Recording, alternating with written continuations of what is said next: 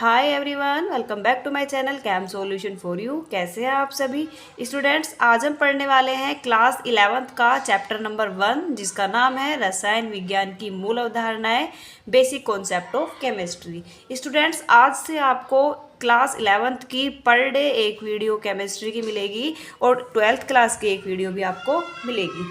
Okay, तो चलिए सबसे पहले हम देखते हैं चैप्टर का नाम ही क्या है, रसायन विज्ञान की मूल अवधारणा, यानी हमें जो केमिस्ट्री है उसके बारे में पढ़ रहा है, केमिस्ट्री होती क्या है। ओके, तो सबसे पहला क्वेश्चन यही उठता है कि जो केमिस्ट्री होती है वो क्या होती है। ठीक है, तो देखिए केमिस्ट्री क्या होती है। केमिस्ट्री हमारी जो होती है, एक सिंपल सी भाषा में आप इस तरह पढ़ सकते हैं, पदार्थों का अध्ययन। मीन्स जो केमिस्ट्री होती है, रसायन विज्ञान होता है, उसके अंदर हम रसायन के अंदर हम पदार्थों का अध्ययन करते हैं। लाइक यहाँ पर देखिए, एक आप सिंपल सी डेफिनेशन में आप इस तरह बोल सकते हैं, रसायन जो होता है उसका मतलब है पदार्थों का अध्ययन। मतलब कि जो हमारे पदार्थ होते हैं वो कैसे हैं, ठीक है, उनकी प्रतिक्रिया क्या है, उनके बारे में स्टडी करना, पूरी तरह से डीप करके पढ़ना, ये क्या है, इनका melting point, boiling point, size, आकार, परमाणु क्रमांक, मतलब बहुत सारी चीज़ें हैं जिन सबसे मिलकर ही बनता है। तो इन सब के बारे में पढ़ना, पदार्थों को डीपली पढ़ना, उनके बारे में सभी चीज़ें जानना, ये सब होती है रसायन। तो मैंने ये सिंपली डेफिनेशन लिखी है कि रसायन विज्ञान की वह शाखा जिसके अंतर्गत हम पदार्थों का अध्ययन करते हैं, रसायन विज्ञान कहलाता है। आई होप आपको यहाँ तक समझ में आ गया होगा। कुछ भी नहीं है, मतलब जो हमारी केमिस्ट्री होती है उसके अंदर जो हमारे पदार्थ होते हैं हम उनके बारे में डीपली पढ़ते हैं कि ये क्या है, इसके बारे में सारी चीज़ें। ठीक है, अब जो हमारा चैप्टर नंबर 1 है, मैं आपके कुछ मतलब आपको इसके कुछ इंपॉर्टेंट टॉपिक्स दिखा देती हूँ। सारे टॉपिक भी आप देख लीजिए ताकि आपको समझ में आ जाए कि हमें इस चैप्टर के अंदर क्या क्या पढ़ना है। तो चलिए देखते हैं। देखिए स्टूडेंट्स, ये कुछ टॉपिक्स हैं जो कि आपके चैप्टर नंबर 1 के हैं। जैसे कि देखिए, रासायनिक विज्ञान का महत्व, यानी कि इम्पोर्टेंस ऑफ केमिस्ट्री, यानी कि जो हमारी केमिस्ट्री होती है, रसायन विज्ञान होता है, उसकी क्या इम्पोर्टेंस है वो भी मैं आपको बताऊंगी। उसके बाद एक होती है द्रव्य की प्रकृति, यानी कि नेचर ऑफ मैटर, जो हमारी मैटर होती है वो उसकी प्रकृति कैसी होती है, मैटर क्या होता है, वो मैं आपको जब टॉपिक पढ़ाऊंगी मैं आपको अच्छे से समझाऊंगी कि मैटर क्या होता है, उसका नेचर, टाइप वगैरह सब कुछ। एक होता है द्रव्य का गुणधर्म व मापन, means properties of matter and measurement, यानी कि जो हमारा मैटर होता है, वो जो होता है मैटर, उसका गुणधर्म यानी कि उसकी प्रॉपर्टीज़ क्या है, उसको कैसे नापते हैं, मतलब जो आपके पास द्रव्य होता है वो सब चीज़ें, वो उन सबको, सॉलिड हो, लिक्विड हो, गैस हो, कुछ भी हो, उन सबको जो मापना होता है उसको बोलेंगे मेजरमेंट। ठीक है, फिर है मापन में अनिश्चितता, ये एक टॉपिक है, इसको बोलते हैं अनसर्टेनिटी इन मेजरमेंट। ठीक है, निश्चितता मतलब कमी, एक तरह से आप बोल सकते हो कमी की, जो हम किसी भी चीज़ को मतलब मेजरमेंट करते हैं तो उसमें जो कमी आती है उसको बोलते हैं मापन में अनिश्चितता। फिर है रासायनिक संयोजन के नियम, ये है रासायनिक संयोजन के नियम। स्टूडेंट्स, ये टॉपिक बहुत इंपॉर्टेंट है, आप इसको ध्यान रखिएगा, रासायनिक संयोजन के नियम एंड डाल्टन की थ्योरी। ठीक है, और एक ये चारों टॉपिक्स जो हैं वो इम्पोर्टेंट है। इन टॉपिक्स को आप पढ़ लीजिएगा अच्छे से। ठीक है, परमाणु व आणविक द्रव्यमान, ठीक है, इसको बोलते हैं एटॉमिक व मोलर मास। फिर होता है मोल संकल्पना, मोलर द्रव्यमान, प्रतिशत संगठन, एंड लास्ट जो है आपका वो है स्टोइकियोमेट्री एंड स्टिकियोमेट्रिक परिकलन। ठीक है स्टूडेंट्स, ये कुछ टॉपिक्स हैं जो आपको चैप्टर नंबर 1 में पढ़ने हैं और बहुत ही ईजी हैं, आपको एक ही बार में समझ में आ जाएंगे। तो आज हम धीरे धीरे पढ़ना स्टार्ट करेंगे इन सब के टॉपिक्स से रिलेटेड। आज आपको एक टॉपिक में समझाऊंगी अच्छे से, आपको इम्पोर्टेंस आज पढ़ेंगे चैप्टर टॉपिक वाइज, हम पार्ट 1 पार्ट 2 में आपको डिवाइड करके मैं आपको इस तरह से सारे टॉपिक कवर कराऊंगी। आज हम पार्ट 1 के अंदर इम्पोर्टेंस ऑफ केमिस्ट्री पढ़ने वाले हैं, कल हम ये पढ़ेंगे।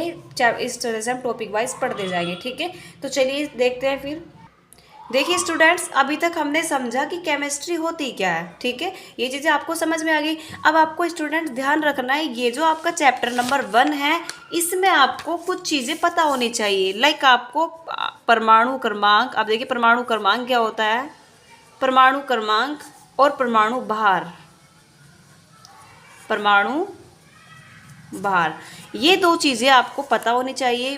कुछ तत्वों के परमाणु क्रमांक, परमाणु भार होते तो देखिए बहुत सारे हैं, लेकिन इस चैप्टर के लिए, फिलहाल इस चैप्टर के लिए कुछ ऐसे एटम्स हैं, तत्व हैं जिनका आपको परमाणु क्रमांक और परमाणु भार पता होना चाहिए। परमाणु भार को परमाणु मतलब एटॉमिक, इसको बोलेंगे हम एटॉमिक मास, यहाँ पर इसको आप एटॉमिक वेट भी बोल सकते हैं, ठीक है।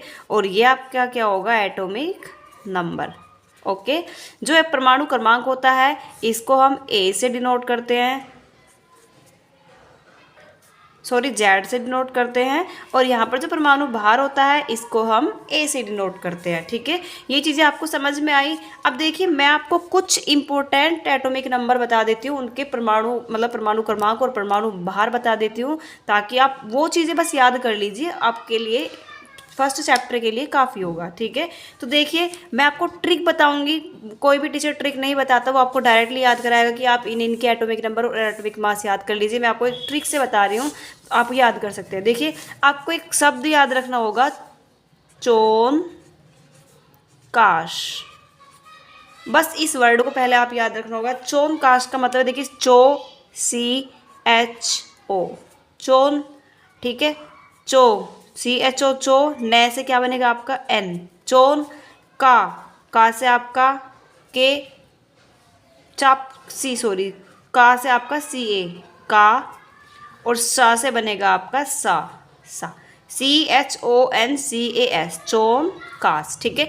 अब इसकी पहचान क्या है, अब आपको एटॉमिक नंबर तो इजीली पता होगा। देखिए एटॉमिक नंबर 11th क्लास के बच्चे हो आप, आपको कम से कम 30 तक तो एटॉमिक नंबर याद होने ही चाहिए ज़रूर, इससे ऊपर भी होने चाहिए, लेकिन 30 तक तो बिल्कुल होने ही चाहिए। तो अब देखिए कार्बन जो होता है, कार्बन का एटॉमिक नंबर कितना होता है, 6 होता है।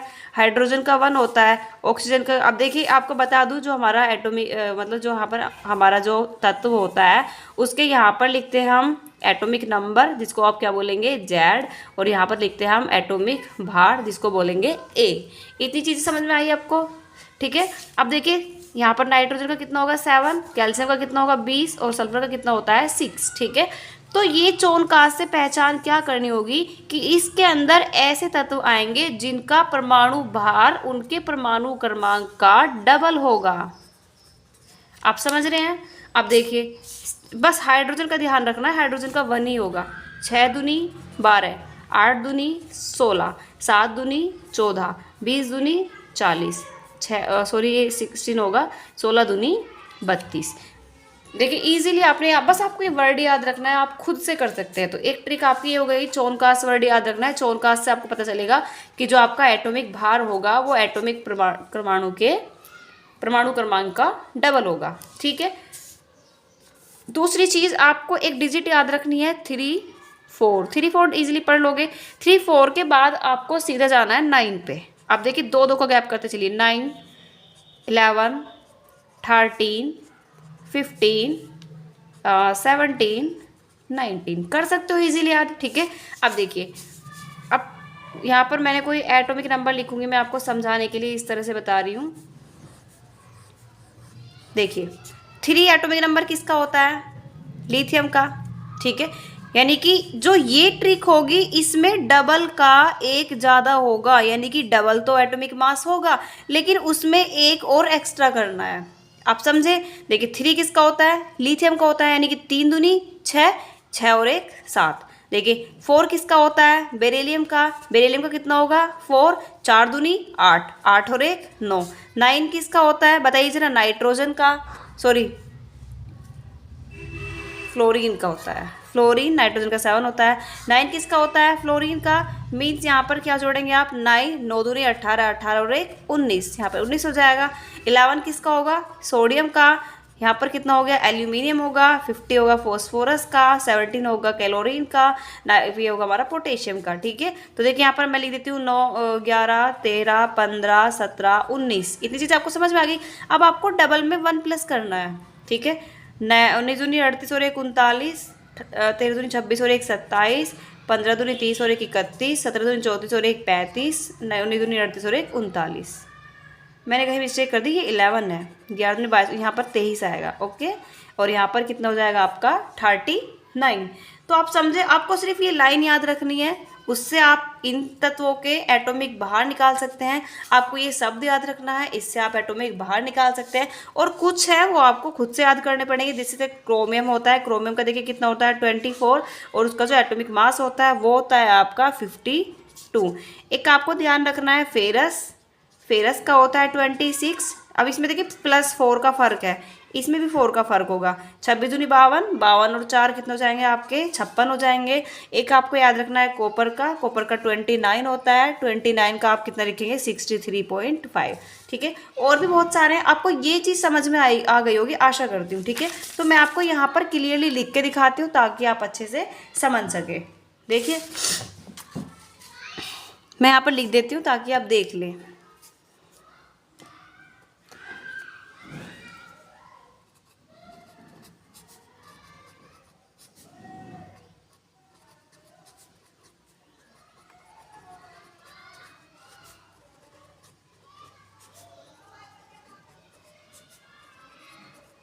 आपको कुछ तत्वों के परमाणु क्रमांक, परमाणु क्रमांक को क्या बोलेंगे एटॉमिक नंबर। मैं शॉर्ट में लिख दूं क्या, एटॉमिक नंबर व एटॉमिक मास, जिसको हम क्या बोलेंगे परमाणु भार ज्ञात होने जरूरी हैं, ज्ञात होने चाहिए। ठीक है, देखिए मैंने यहाँ पे एक ट्रिक लगाई है, बहुत ही इजी ट्रिक, इजी ट्रिक। ठीक है, सबसे पहला शब्द मैंने आपको जस्ट बताया था कि आपको क्या याद रखना है, आपको याद रखना है चोनकास, चोन कास। कास तो आप समझ जाएंगे, कास कास में ये होता, काश में वो होता, और चोन से आप याद रख लीजिए। ठीक है, चोन काश है। अब देखिए चोन काश को आप किस तरह से डिफाइन करेंगे, यहाँ पर जस्ट अ मिनट, मैं ज़रा पेन एक्सचेंज कर लूँ। देखिए देखिए चा से आपका CH,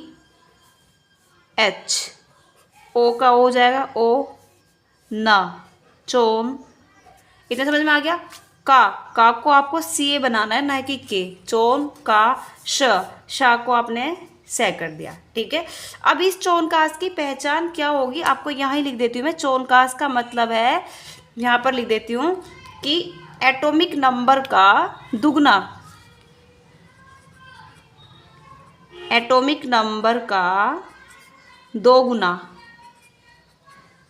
क्या होगा, एटॉमिक मास होगा। आपको हिंदी इंग्लिश में दिक्कत नहीं होनी चाहिए। एटॉमिक नंबर मतलब परमाणु क्रमांक, एटॉमिक मास मतलब एटॉमिक भार। ठीक है, अब देखिए दुगुना ही तो होगा। अब अगर आप जानते होंगे कि कार्बन जो होता है, कार्बन का एटॉमिक नंबर कितना होता है 6, तो यहाँ 6 का एटॉमिक नंबर डबल कितना हो जाएगा 12। ठीक है, हाइड्रोजन का बस आपको ध्यान रखना है 1 का 1 होता है। ठीक है, ऑक्सीजन का कितना होगा, ऑक्सीजन का आपका होता है 8, 8 दूना 16। नाइट्रोजन का आपका कितना होता है 7, 7 दूनी 14। कैल्शियम का आपका होता है 20, 20 दूनी 40। सल्फर का आपका कितना होता है 16, 16 टू जा 32। एक तो आपको ये एलिमेंट्स याद होने चाहिए। दूसरी ट्रिक आपकी क्या है, आपको एक वर्ड याद एक नंबर याद रखना है 3, 4, 9, 11, 13, 15, 17, 19। देखिए 3, 4 आपको याद रखना है, और मैं आपको डिफरेंस करना है 1, 2, 2 का। 9 टू जा 11 टू जा 13 टू जा 15 टू जा 17 टू जा 19। ठीक है, ये ट्रिक याद रखेंगे। अब इस ट्रिक में क्या होगा, इस ट्रिक में क्या होगा, जो आपका परमाणु क्रमांक होगा, मैं लिख देती हूँ, परमाणु क्रमांक का 2 गुना, परमाणु क्रमांक का 2 गुना और 1 और जुड़ना। समझ रहे हैं आप, एक और जुड़ना क्या कहलाएगा, इसको क्या बोलेंगे, एक और जुड़ना आपका क्या होगा, इस ट्रिक के लिए यूज होगा, ट्रिक नंबर 2 के लिए। ये आपका इनके लिए होगा, परमाणु भार बनेगा। क्या बनेगा आपका, परमाणु भार बनेगा। देखिए मैं आपको इसी तरह समझा देती हूँ, आप यहाँ पर देखिए ध्यान से।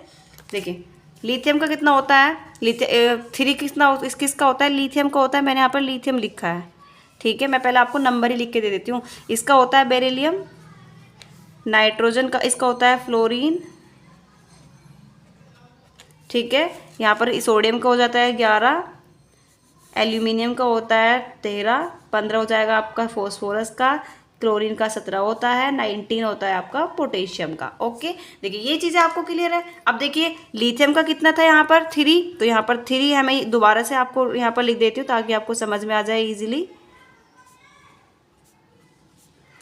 ये चीज़ें आपको समझ में आई। अब मैंने क्या कहा कि परमाणु क्रमांक का दुगना यानी कि 3 2 जा 6, दुगने में एक और जोड़ना है यानी कि 3 दूनी 6 और 1 7, 4 दूनी 8 और 1 9, 9 दूनी 18 और 1 19, 11 दूनी 22 और 1 23, 13 दूनी 26 और 1 27, 15 दूनी 30 और 1 31, 17 दूनी 34 और 1 35, 19 दूनी 38 और 1 39। ठीक है, देखिए कितनी इजीली आपको ये याद होगी। बस आपको ये लाइन याद करनी है, आपको मतलब ध्यान रखना है कि इसमें दुगने में एक और एक्स्ट्रा करना है और चौन कास में कुछ नहीं करना है, इसमें सिर्फ डबल करना है बस, और कोई कुछ नहीं करना है। ठीक है, अब इससे अलग भी आपको कुछ याद करने होंगे, वो भी बहुत ईजी है, वो देख लीजिए आप एक बार। ठीक है, आपको क्रोमियम का पता होना चाहिए।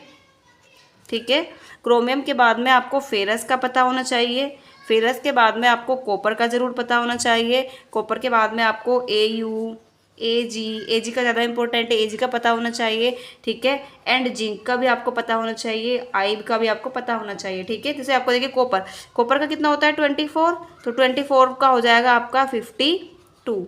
फेरस का कितना होता है 26 का आपका कितना हो जाएगा 56। कॉपर का कितना होता है 29, तो ये आपका हो जाएगा 63.5।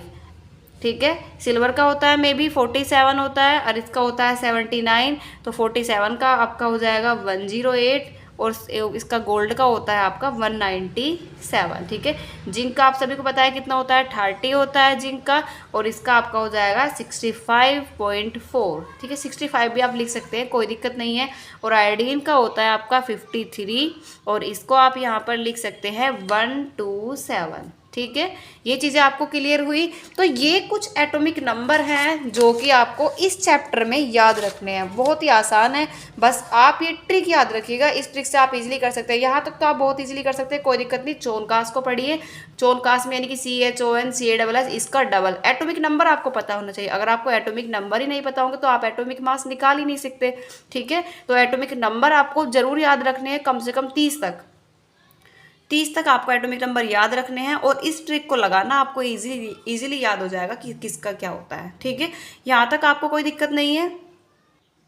चलिए अब 2 वर्डों में देख लेते हैं कि जो हमारी रसायन विज्ञान है जिसका पहला टॉपिक है, मतलब इम्पोर्टेंस। वैसे तो मैंने आपको सब समझा दिया है कि मतलब क्या होता है, लेकिन फिर भी मैंने आपको थोड़ा सा वर्डों में लिख कर दिखा दिया है इम्पोर्टेंस ऑफ क्या बोलते हैं केमिस्ट्री। ठीक है, तो देखिए रसायन विज्ञान पदार्थों की संरचना गुण मैं आपको पहले ही बता चुकी हूँ कि जो हमारी केमिस्ट्री होती है उसको डीपली पढ़ना, जो पदार्थ होते हैं, केमिस्ट्री नहीं सॉरी पदार्थ जो होते हैं उनको अच्छे से इजीली पढ़ना, उनके बारे में सब कुछ जानकारी लेना कि उनका संरचना गुण प्रतिक्रिया, मतलब वो किस तरह रिएक्ट करते हैं, किसके साथ मिलाने पर किस तरह रिएक्ट करते हैं, वो सब चीज़ें, ज्योमेट्री, बहुत सारी चीज़ें होती हैं, उन सब के बारे में पता लगाने में जो होता है मदद करता है। ठीक है, जो हमारी केमिस्ट्री होती है, जो हमारा रसायन विज्ञान होता है, वो हमारे दैनिक जीवन में भी और तकनीकी विकास के लिए भी बहुत ज़्यादा ज़रूरी है। ठीक है, अब बहुत सारे केमिकल्स, हमारे बहुत सारी चीज़ें ऐसी होती हैं जो हम दैनिक जीवन में यदि डेली यूज़ करते हैं, ठीक है, तकनीकी विकास के लिए भी यूज़ करते हैं। और मानव के जो संवेदी अनुभव होते हैं, जैसे कि गंध, अब देखिए संवेदी अनुभव जब फील करते हैं, जैसे कि गंध हम सूंघकर फील करते हैं,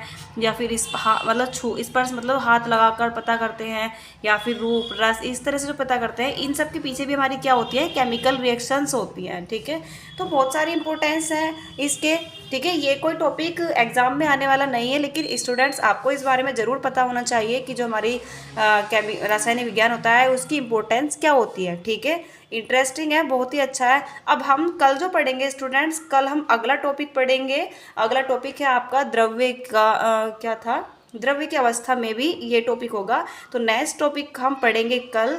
आई होप स्टूडेंट्स आपको ये टॉपिक समझ में आया होगा। मैं आपको एक बार फिर से ये समझा देती हूँ, क्योंकि स्टूडेंट्स इस चैप्टर में आपको कुछ तत्वों के परमाणु क्रमांक और परमाणु भार जरूर पता होने चाहिए, क्योंकि ये यूज़ होंगे आने वाले अगले टॉपिक्स में। ठीक है, तो देखिए जो चौनकास से जो आपके तत्व बनेंगे, इनका जो परमाणु भार होता है वो उनके परमाणु क्रमांक के डबल होता है। ठीक है, जो इससे आपके जो तत्व बनेंगे इनका जो परमाणु क्रमांक होगा उसके डबल में हमको एक और जोड़ना होगा, तो वो आपके इस तरह बन जाएंगे। और ये आप याद कर लीजिएगा, इसकी कोई खास ट्रिक है नहीं, तो आप सारे ट्रिक से नहीं पढ़ पाएंगे। तो इसको आप इस तरह देखिए, इनमें तो आपका 4 का फर्क होगा, ठीक है, लेकिन यहाँ पर थोड़ा बहुत डिफरेंस है, तो इनको आप पढ़ लीजिएगा खुद से। और बाकी इनके लिए मैंने आपको एक बहुत ही इजी ट्रिक बता दी है, आप इनको आराम से पढ़ सकते हैं। आई होप स्टूडेंट्स आपको ये वीडियो अच्छी लगी होगी। अगर आपको हमारी वीडियो अच्छी लगी तो प्लीज़ चैनल को लाइक करें, शेयर करें और सब्सक्राइब करें, और अगली वीडियो देखना ना भूलें। Thank you.